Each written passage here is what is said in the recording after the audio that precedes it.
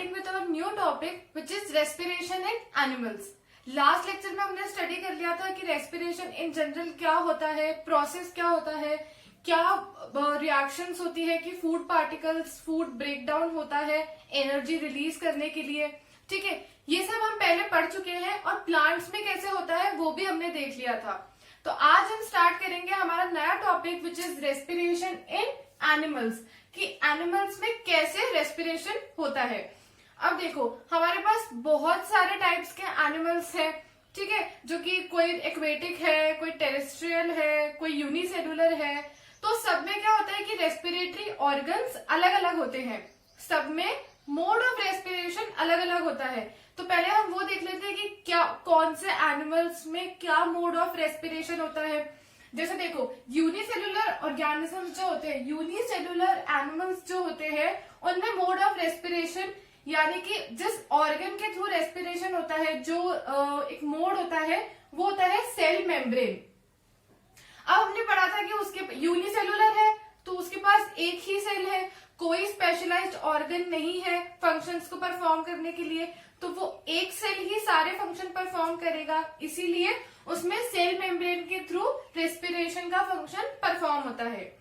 Next आता है हमारे पास अर्थवर्म. तो अर्थवर्म में जो रेस्पिरेशन होता है वो स्किन के थ्रू होता है. जैसे देखा होगा अर्थवर्म को कभी, तो वो जब मूव करता है तो उसकी स्किन बहुत ही मॉइस्ट होती है, उसमें पोर्स प्रेजेंट होते हैं, तो वो स्किन के थ्रू रेस्पायर करता है. ठीक है, वो पोर्स गैसियस एक्सचेंज के लिए होते हैं. थर्ड हम देखते हैं एक्वेटिक एनिमल्स. जैसे कि सबको पता है कि जो एनिमल्स पानी में रहते हैं वो गिल्स के थ्रू रेस्पायर करते हैं. ठीक है, उनमें गिल्स के थ्रू गैसियस एक्सचेंज होता है. इंसेक्ट्स में होते हैं ट्रैकिया. इंसेक्ट्स में रेस्पिरेटरी ऑर्गन का नाम होता है ट्रैकिया. एंड टेरेस्ट्रियल ऑर्गेनिजम्स जैसे कि सबको पता है जो लैंड पे रहते हैं उनके इसमें रेस्पिरेटरी ऑर्गन होता है लंग्स. तो ये तो हमने स्टडी कर लिया कि किन वेरियस ऑर्गेनिजम्स में कौन कौन से रेस्पिरेटरी ऑर्गन्स प्रेजेंट होते हैं. अब देखो चाहे कोई भी मोड ऑफ रेस्पिरेशन हो, कोई भी रेस्पिरेटरी ऑर्गन हो, उनमें ये तीन फीचर्स तो हमेशा प्रेजेंट होंगे ही होंगे. These are necessary common features which are present in all types of respiratory organs. ठीक है, बहुत इंपॉर्टेंट है ये तीनों पॉइंट्स, जिसमें सबसे पहले आता है कि लार्ज सरफेस एरिया होना बहुत जरूरी है. अब क्यों जरूरी होता है? क्योंकि देखो रेस्पिरेशन की रिएक्शन के लिए हमें चाहिए ऑक्सीजन, तो ज्यादा से ज्यादा अमाउंट में ऑक्सीजन आए, ऑक्सीजन अंदर इनहेल करे, अंदर प्रेजेंट हो, उसके लिए हमें जरूरत होती है लार्ज सरफेस एरिया की. जितना ज्यादा सरफेस एरिया होगा उतना ज्यादा ऑक्सीजन अंदर एब्जॉर्ब होगा, पहली चीज. दूसरा पॉइंट आता है कि उनमें थिन वॉल्स प्रेजेंट होती है ताकि डिफ्यूजन का फंक्शन इजीली परफॉर्म हो. अब देखो चाहे कोई भी ऑर्गन हो, गैसेस में एक्सचेंज होना है रेस्पिरेशन में, ऑक्सीजन अंदर लेनी है एंड CO2 बाहर निकालनी है. ये सारा प्रोसेस डिफ्यूजन के थ्रू होता है. तो अब डिफ्यूजन कब होगा? जब उसकी वॉल्स बहुत थिन होगी. ठीक है, थिक वॉल्स अगर होगी तो डिफ्यूजन के होने में बहुत प्रॉब्लम आएगी, इसीलिए कोई भी रेस्पिरेटरी ऑर्गन हो उसमें थिन वॉल्स होना बहुत जरूरी है. थर्ड कैटेगरी आ जाती है कि ब्लड सप्लाई जो है वो रिचली सप्लाइड होनी चाहिए. Rich blood supply is necessary. अब देखो क्या होता है कि जैसे जैसे ऑर्गेनिज्म का साइज बड़ा होता जाता है तो पूरी बॉडी में सिंपल डिफ्यूजन के थ्रू तो ऑक्सीजन नहीं ट्रांसपोर्ट की जा सकती, तो उसके लिए एक मीडियम की जरूरत होती है. और जो ब्लड होता है हमारी बॉडी में वो एक मीडियम का काम करता है ऑक्सीजन को सब जगह ट्रांसपोर्ट करने का. तो ताकि ट्रांसपोर्ट हो सके पूरी बॉडी में ऑक्सीजन का, इसीलिए उन रेस्पिरेटरी ऑर्गन्स में ब्लड की रिच सप्लाई होनी चाहिए ताकि वो ऑक्सीजन पूरी बॉडी में अच्छे से ट्रांसपोर्ट हो जाए. ठीक है, ये था general introduction. Next will study की कैसे एक्वेटिक ऑर्गेनिजम्स रेस्पायर करते हैं, what is the difference between respiration and breathing.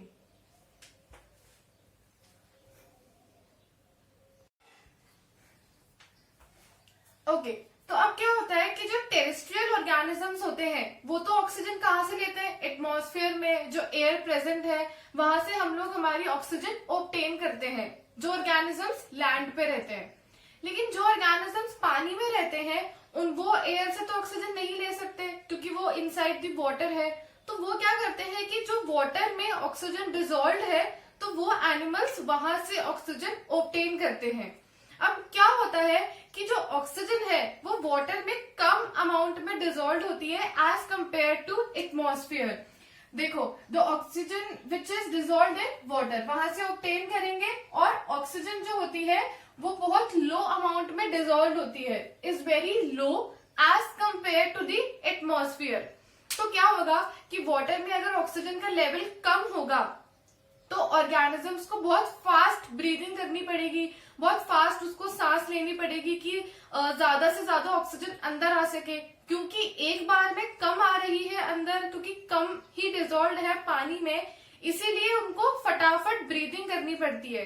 ठीक है, तो that's the reason why aquatic animals breathe faster than the terrestrial animals. 2 marks का क्वेश्चन आ सकता है, इंपॉर्टेंट है कि क्यों एक्वेटिक एनिमल्स की ब्रीदिंग रेट ज्यादा होती है as compared to terrestrial animals. तो आंसर क्या हो जाएगा, क्योंकि जो ऑक्सीजन वाटर में डिजोल्व है उसका अमाउंट कम होता है as compared to the oxygen which is present in the atmosphere.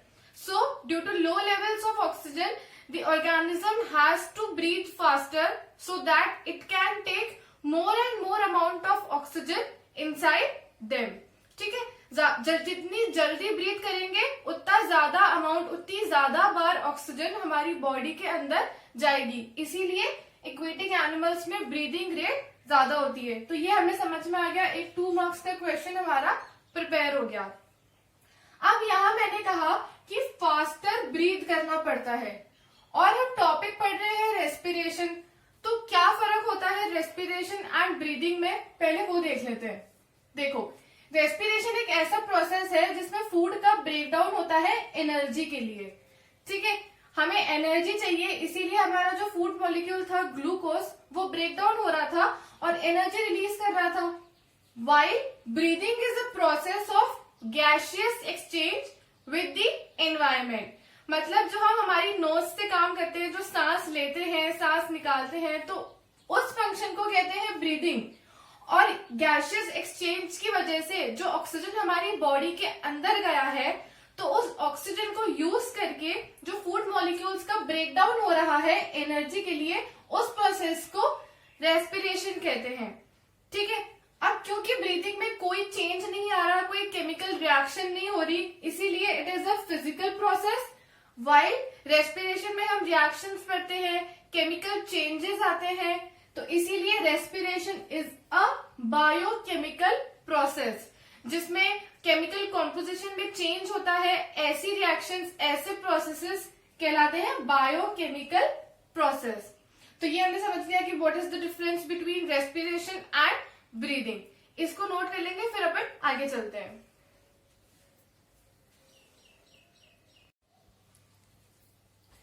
Okay, now we will start with respiration in humans. हमें मेनली ह्यूमंस में पढ़ना है कि रेस्पिरेशन का प्रोसेस कैसे परफॉर्म होता है।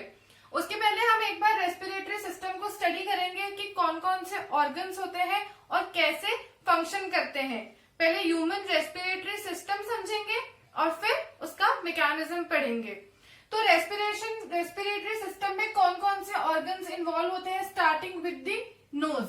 ठीक है, नोज के बाद आ जाता है nasal passage, then pharynx, then trachea, then bronchi and then lungs. तो ये तो बेसिक ऑर्गन्स इन्वॉल्व है रेस्पिरेटरी सिस्टम में कि कौन कौन से ऑर्गन्स हेल्प करते हैं। अब हम स्टडी कर लेते हैं कि ये फंक्शन कैसे काम करता है। देखो, ये नोज है, यहां से सबसे पहले एयर एंटर करती है, air enters to the nose, then it passes through the nasal passage. जो नोज के बाद में जो कैविटी प्रेजेंट होती है वो कहलाती है nasal passage, then it goes to pharynx. अब फेरिंग्स ऐसी जगह है जहां पे हमारी नोज भी ओपन होती है एंड माउथ भी ओपन होता है, तो यहाँ पे वो कैविटी प्रेजेंट होगी जिसको कहते हैं फेरिंग्स। फेरिंग्स सिर्फ एक रास्ता प्रोवाइड कराता है एयर के लिए आगे जाने का। नेक्स्ट फेरिंग्स के बाद आ जाता है लैरिंग्स। लैरिंग्स का एज सच रेस्पिरेटरी सिस्टम में काम नहीं है। Larynx is also known as voice box. जो आवाज हमारी आती है वो इस लैरिंग्स की वजह से आती है। तो अब एयर कहां से एंटर हुई थी? नोज से, then it passes through nasal passage, then pharynx and then it comes to larynx, और उसके बाद वो आ जाती है एक लॉन्ग पाइप में जिसको हम कहते हैं trachea, which is also known as windpipe. ठीक है, लैरिंग्स के बाद में एयर आ गई ट्रैकिया में। अब ट्रैकिया में देखो मैंने रेड कलर से सी शेप की रिंग्स बना रखी है। ठीक है, ये रिंग्स होती है कार्टिलेज की। अब क्यों प्रेजेंट होती है ये रिंग्स यहाँ पे, इसका भी एक रीजन है। क्या होता है, एक एक्सपेरिमेंट करके ट्राई करना, एक बड़े से पॉली बैग में उसमें हवा ब्लो करना। ठीक है, तो हवा भरने से वो पॉली बैग फूल जाएगा, लेकिन जब आप वापस उस पॉली बैग में से एयर को सक कर लेते हैं तो वो कोलैप्स हो जाता है। ठीक है, श्रिंक हो जाता है वो। तो ऐसे ही जब हम इनहेल कर रहे हैं, जब हम सांस अंदर ले रहे हैं, तब तो उसमें एयर जा रही है, तो ट्रैकिया चौड़ा हो रहा है, स्वेल हो रहा है, फूल रहा है। लेकिन जब हम वापस एयर एक्सेल आउट कर देते हैं तो वो ट्रैकिया कोलैप्स ना हो जाए, श्रिंक ना हो जाए, उसके लिए प्रेजेंट होती है cartilage rings to prevent the trachea from collapsing. ठीक है, कोलैप्सिंग से प्रिवेंट करने के लिए प्रेजेंट होती है cartilage rings in the trachea. अब देखो ट्रैकिया अंदर जाके दो पार्ट्स में डिवाइड हो जाता है, क्योंकि दो लंग्स होती है हमारे इसमें, है ना, एक लेफ्ट एंड एक राइट, तो दो पार्ट्स में डिवाइड हो जाता है। उन ब्रांचेस को कहते हैं bronchi. Those two branches are known as bronchi. फिर ब्रोंकाई एंटर करती है लंग्स में, लंग्स में जाके ब्रोंकाई के फर्दर डिवीजन होते हैं। It's like a tree. ठीक है, जैसे ट्री की मेन ब्रांच है वो यहाँ पे आके डिवाइड हुई, फिर वापस आगे जाके डिवाइड हुई। ठीक है, एक ट्री लाइक स्ट्रक्चर फॉर्म होता है। तो ये ब्रोंकाई अंदर जाके और ब्रांचेस में डिवाइड होता है, जिसको बोलते हैं ब्रोंकियोल्स। और हर ब्रोंकियोल्स के एंड पे एक बलून लाइक स्ट्रक्चर होता है, जिसको कहते हैं एल्वियोलर सैक। ठीक है, जिसको हम बोल देते हैं एल्वियोलर सैक। और पूरे रेस्पिरेटरी सिस्टम के नीचे प्रेजेंट होता है डायाफ्राम, जो कि हमारी रेस्पिरेशन में हेल्प करता है। अब ये डायाफ्राम एक और काम करता है, हमारी ऊपर वाली थोरैसिक कैविटी और नीचे वाली एब्डोमिनल कैविटी। एब्डोमिनल कैविटी में क्या प्रेजेंट है? हमने डाइजेस्टिव सिस्टम में पढ़ा था कि जितने भी हमारे डाइजेस्टिव ऑर्गन्स है, लाइक स्टमक, इंटेस्टाइन, वो सारे प्रेजेंट होते हैं एब्डोमिनल कैविटी में। तो इन दोनों कैविटी को सेपरेट आउट करता है डायाफ्राम। ठीक है, अब हमने पढ़ा कि हर ब्रोंक्यूल्स के एंड में होते हैं एल्वियोलर सैक। तो अब देखो ये एल्वियोलर सैक, ये छोटा सा जो यहाँ पे स्फेरिकल स्ट्रक्चर बना रखा है, इसका मैग्निफाइड डायग्राम है ये। ठीक है, देखो ये ब्रोंक्यूल आ रहे हैं, यहाँ पे ये बड़ा बैलून लाइक स्ट्रक्चर, ये पूरा कहलाता है एल्वियोलर सैक, जो कि छोटे छोटे स्फेरिकल स्ट्रक्चर से बना हुआ होता है, known as alveoli. Actually gases का एक्सचेंज यहीं पे होता है। ठीक है, जो CO2 हमारे उस ब्लड से आ रही है, जो एक्सेल आउट करनी है, वो यहाँ से एल्वियोलाई में आके बाहर निकलती है, और जो हमने एयर इनहेल करी है वो इसी एल्वियोलाई से वो ऑक्सीजन ब्लड में ट्रांसपोर्ट होता है। तो the main function of gaseous exchange takes place in the alveoli. ठीक है, क्योंकि ये एल्वियोलाई चारों तरफ से ब्लड वेसल्स से सप्लाइड होती है, जो कि हम आगे के डायग्राम्स में पढ़ेंगे। तो ये एल्वियोलाई ब्लड वेसल से सप्लाई होने के कारण क्या होता है कि जो आर्टरीज जो प्योर ब्लड कैरी कर रही है उसमें तो ऑक्सीजन डिसॉल्व हो जाएगा, यहाँ से ऑक्सीजन बाहर निकल जाएगा, और जो ब्लड वेसल्स पूरी बॉडी से CO2 वाला ब्लड लेकर आ रही है, तो वो CO2 यहाँ पे जाके इसमें एंटर कर जाएगा, ताकि वो CO2 एक्सेल आउट हो सके। ठीक है, तो मेन गैसेस का एक्सचेंज वाला फंक्शन कहाँ पे हो गया? एल्वियोलाई में। तो ये तो था पहले स्टडी की भाई ह्यूमन रेस्पिरेटरी सिस्टम में क्या क्या ऑर्गन्स होते हैं और वो कैसे काम करते हैं। इस डायग्राम को बहुत इंपॉर्टेंट है, अच्छे से याद कर लेना। पहले इस डायग्राम को हमने स्टडी किया, अब हम आगे देखेंगे कि रेस्पिरेशन का मैकेनिज्म क्या होता है।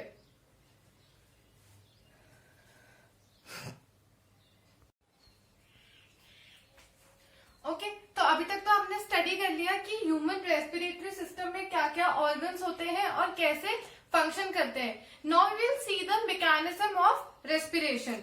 हमने कहा था कि जो नोज से पहले, सबसे पहले यहां से एयर एंटर होगी, ठीक है। अब नोज के अंदर प्रेजेंट होते हैं कुछ हेयर्स एंड म्यूकस, ठीक है।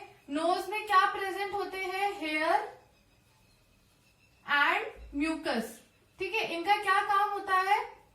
इनका फंक्शन होता है कि अगर एयर के साथ कुछ बैक्टीरिया, कुछ फॉरेन पार्टिकल्स ऐसे आ गए हैं जो कि नुकसान पहुंचा सकते हैं, तो उनको क्लीन करने का काम इनका होता है। तो क्या होता है, जब एयर यहां से पास होगी तो जो फॉरेन पार्टिकल्स है वो यहीं पे स्टॉप हो जाएंगे, आगे ट्रेवल नहीं करेंगे, ठीक है। फिर पूरा यहाँ से एयर ट्रेवल होते होते यहाँ तक आ जाएगी एल्वियोलर सैक्स तक, और एल्वियोलर सैक से आ जाएगी एल्वियोलाई में। अब हमें देखना है कि जो हमने कहा था कि एल्वियोलाई में गैसियस एक्सचेंज का फंक्शन परफॉर्म होता है, तो वो कैसे होता है? देखो, अभी हमने जो एयर इनहेल करी है, अंदर आई है यहां से, उसमें क्या है? ज्यादा अमाउंट में ऑक्सीजन प्रेजेंट है। तो अभी ऑक्सीजन की अमाउंट एल्वियोलाई में ज्यादा है as compared to these capillaries. सबसे पहले हमने कहा था कि जो एल्वियोलाइज होती है वो ब्लड वेसल्स की कैपिलरीज से रिचली सप्लाइड होती है। तो ये वही कैपिलरीज है जो कि इसके कंप्लीटली आसपास प्रेजेंट होती है। अभी समझाने के लिए हमने सिर्फ इतना बनाया है। तो क्या हो गया? देखो, ऑक्सीजन की अमाउंट एल्वियोलाई में ज्यादा अमाउंट में प्रेजेंट है और अभी इस कैपिलरी में ऑक्सीजन नहीं है। तो ऑक्सीजन अपनी हायर कंसेंट्रेशन से लोअर कंसेंट्रेशन पे डिफ्यूज हो जाएगा, है ना। यही तो होता है diffusion, movement of substances from higher to lower concentration. तो जब ऑक्सीजन यहां से यहां आ जाएगा, फिर ये कैपिलरी आगे जाके कनेक्ट होती है पल्मोनरी वेन से, जो कि क्या काम करती है? पूरी बॉडी में उस ऑक्सीजन को ट्रांसपोर्ट करने का, मतलब यहां से वो ऑक्सीजन ले जाएगी हार्ट की तरफ, और हार्ट से फिर ट्रांसफर होगा पूरी बॉडी में। तो पल्मोनरी वेन तो ले गई यहां से oxygenated blood towards the heart. अब देखो, हार्ट के यहां से जो पूरी बॉडी में से हमारे पास डीऑक्सीजनेटेड ब्लड आया था, जिसमें ज्यादा अमाउंट में CO2 प्रेजेंट थी, वो सारा ब्लड हार्ट में कलेक्ट हुआ एंड वो पल्मोनरी आर्टरी की हेल्प से यहां तक आ गया। अब पल्मोनरी आर्टरी में ऐसा क्यों ब्लड है जिसमें बहुत ज्यादा अमाउंट में CO2 है? हमने पढ़ा था रेस्पिरेशन के प्रोसेस में CO2 रिलीज होती है, तो ये सारी वही CO2 है जो कि रेस्पिरेशन के प्रोसेस में रिलीज हुई है। तो ये सारी CO2 कलेक्ट हो जाएगी और पहुंच जाती है हमारे हार्ट में। हार्ट से पल्मोनरी आर्टरी की हेल्प से यहां तक आ जाएगी और इस कैपिलरी से कनेक्ट हो जाएगी, जो कि कैपिलरी इससे कनेक्टेड है, ठीक है। अब पल्मोनरी आर्टरी से आया ब्लड जिसमें बहुत ज्यादा अमाउंट में CO2 है, वहां से उसने एंटर किया इस वाली कैपिलरी में। अब देखो, इस कैपिलरी में CO2 की अमाउंट ज्यादा है और अंदर एल्वियोलाई में CO2 प्रेजेंट नहीं है, तो it will move from its higher concentration to lower concentration. तो क्या हुआ? CO2 इस कैपिलरी से एल्वियोलाई में चला गया एंड यहां से ऑक्सीजन एल्वियोलाई से इस कैपिलरी में आ गया। तो in this way gaseous exchange takes place from alveoli to the capillaries, ठीक है। एंड देन फिर कैपिलरी से अंदर आके फिर ये CO2 वाली एयर वापस इसी पैसेज के थ्रू बाहर निकल जाती है। अब क्या होता है, जब हम एयर को एक्सेल आउट करते हैं, बाहर निकाल देते हैं, तो पूरी एयर लंग्स में से एम्प्टी नहीं होती। कुछ अमाउंट ऑफ एयर इसमें प्रेजेंट होती है, जिसको हम बोलते हैं रेजिडुअल वॉल्यूम, ठीक है। ये किसके लिए होता है? ताकि कुछ डिजोल्व अमाउंट में एयर अंदर प्रेजेंट रहे, बिल्कुल एम्प्टी ना हो जाए, इसीलिए लंग्स के अंदर प्रेजेंट होती है रेजिडुअल अमाउंट में एयर। तो ये तो बात हो गई कि कैसे इनहेल हुआ, कैसे गैसियस एक्सचेंज हुआ और कैसे एक्सेल आउट हुआ। अब क्या होता है कि ये जो ऑक्सीजन यहाँ पे आया, तो ऑर्गेनिज्म की बॉडी इतनी बड़ी होती है, we are multicellular organisms, हमारी बॉडी इतनी बड़ी होती है कि सिंपल डिफ्यूजन से ये ऑक्सीजन पूरी बॉडी में ट्रांसपोर्ट नहीं हो सकती। इसीलिए ऑक्सीजन को ट्रांसपोर्ट करने के लिए स्पेशल पिगमेंट्स प्रेजेंट होते हैं हमारे ब्लड में। तो ह्यूमन ब्लड में जो जो जिन भी ऑर्गेनिजम्स का ब्लड रेड कलर का होता है उसमें एक पिगमेंट प्रेजेंट होता है, नेमली हीमोग्लोबिन। ठीक है, ये एक रेड कलर का पिगमेंट होता है,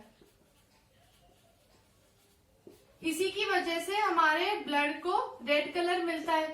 तो ये हीमोग्लोबिन क्या करता है, ये हीमोग्लोबिन इस ऑक्सीजन से अटैच होता है और पूरी बॉडी में इस ऑक्सीजन को ट्रांसपोर्ट करता है ताकि सारे पार्ट्स में ऑक्सीजन पहुंच जाए। तो this haemoglobin helps in transport of oxygen.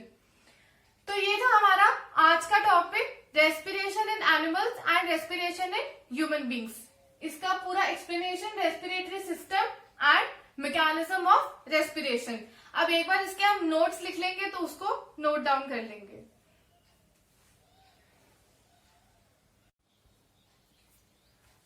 तो ये था हमारा आज का topic, respiration, introduction and respiration in human beings.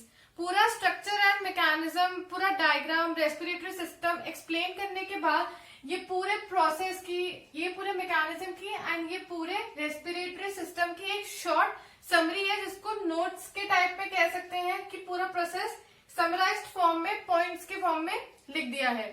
तो ये था हमारा आज का topic. Thank you for listening.